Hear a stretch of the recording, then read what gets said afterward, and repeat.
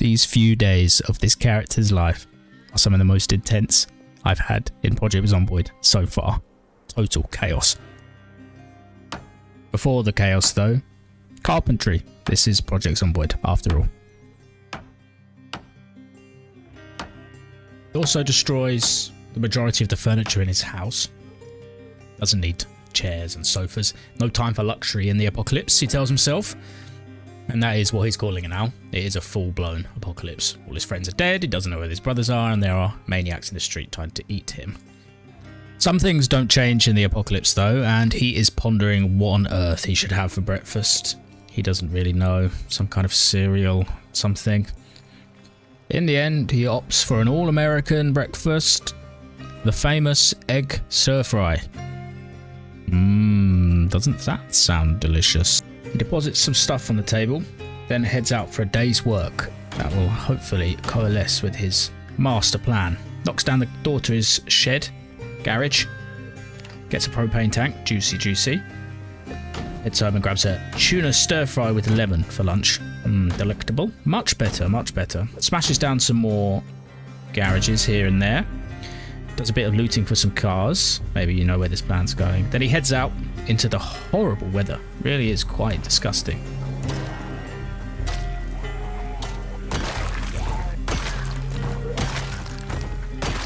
Now, his quest has finally ended. The car.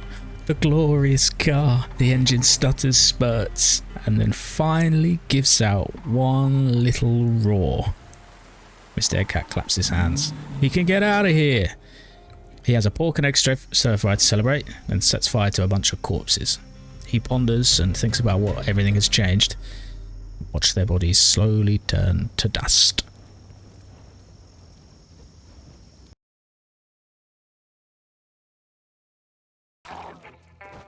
Mr. Eggcat wakes up on the morning of the big day. The day of the adventure is at last here. He packs up his car with all his goodies.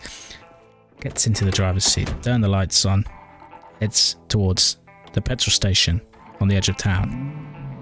He gets there easy, no problems. The place is pretty empty, fills up the petrol. There are a couple of fools he needs to deal with, but he's getting quite used to it now and dispatches them very easily. Smashes their heads in.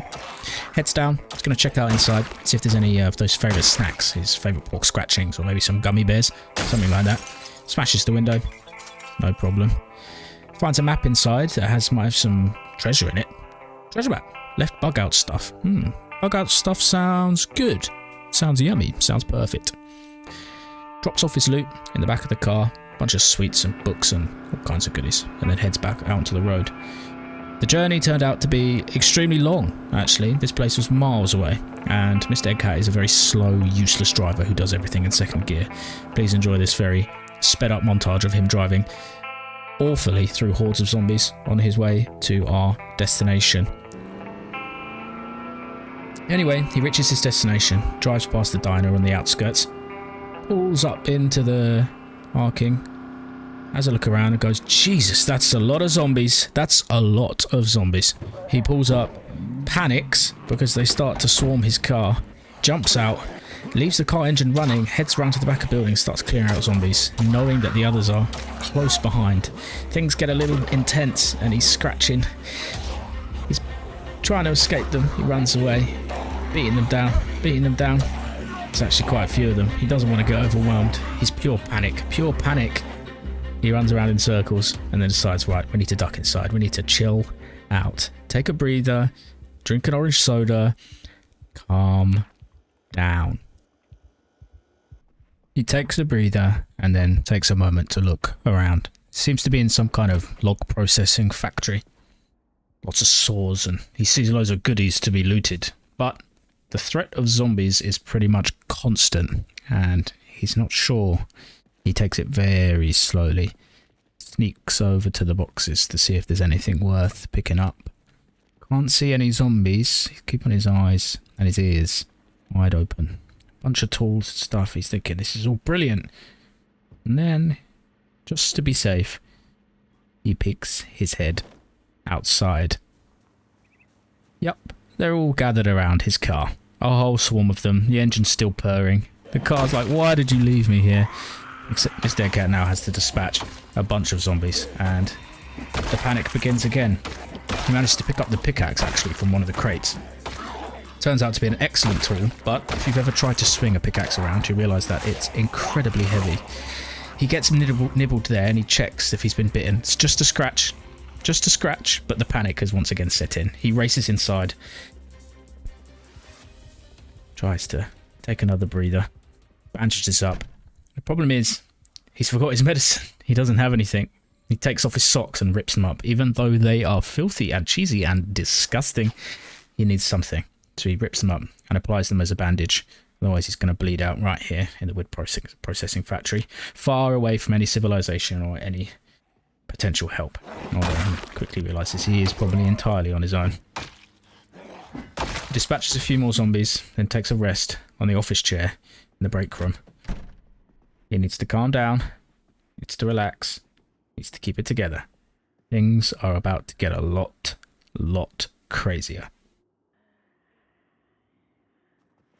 There's only one thing for it. He needs to get them away from his car, so he starts shouting. He says, "Hey you, get away from my car, follow me, come with me." And he leads them inside. Takes it nice and slow. They're all chasing them. He can hear them growling and snarling. Ducks and he weaves, dodges them, pops back out through the other door, makes his way through the factory, past the saws. Thinking this is perfect. They're all going to be distracted inside. I'm going to swing round. There's only a few next to his car. Perfect. He dispatches them not too bad with the old pickaxe. Takes them down one by one. He sees a few more coming in. When he realises that he's getting a bit tired, pickaxe isn't doing the job, he decides, right, that's it. I've got to make a break for it. I've got to get to the car. He dives in the side. The engine stutters, but it starts. The engine was already running. It's perfect. And he drives off. Then he has another idea. I'm going to get their attention and I'm going to draw them away from the warehouse. These zombies are not going to stop me getting my loot.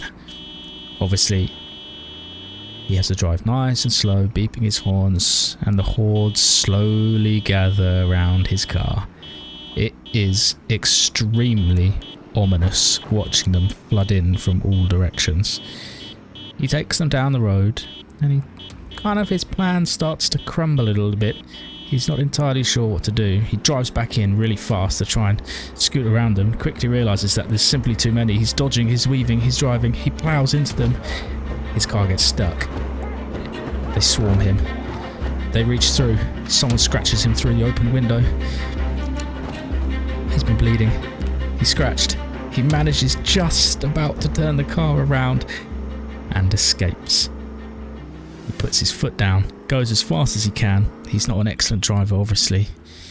He takes a moment out on the open road to apply some new bandages. His arms, he's covered in blood. His heart is racing.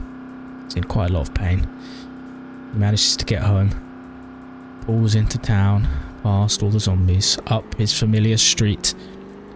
His heart rate has calmed, but now he's quite hungry. He's still in quite a lot of pain. He pulls up to the house. Pulls into the driveway nice and easy, still shaking, covered in blood. He gets out and he realises, some of them might have followed him. He starts dispatching them with his axe, but more of them keep coming.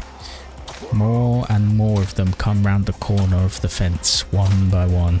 He's tired, he's hungry, covered in blood. He pulls out his pistol and starts shooting. In panic, his aim is terrible, absolutely atrocious. He empties the entire clip, hoping that more haven't heard the bullets from far away. It's no good. He has to run.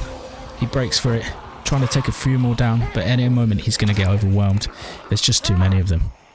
He runs into the next door garden, hops over the fence, goes indoors, and finally he's at peace. He puts on some more bandages and calms down. He can hear them shuffling around outside. He can hear them growling and he can hear them snarling. He eats a pineapple because pineapples are fun, and then he heads upstairs. He's extremely tired, absolutely exhausted. He can hear the zombies creeping and crawling. He can't even close the door. He's that tired. He tries to get into bed and it's too dangerous. He's too anxious. There's too many zombies. He has a look around. Any other beds available? No, he's destroyed them all. He's ripped them all apart. There's nowhere else to sleep. He can only sleep in his own bed. He goes back and says, oh, maybe the other side of the bed is safe. And turns out, actually, he can sleep on that side of the bed. So he goes to bed. Zombies snapping and growling all around his house. What will happen in the next episode? Well, you're going to have to wait and find out. Almost got you, Eggy. Almost got you.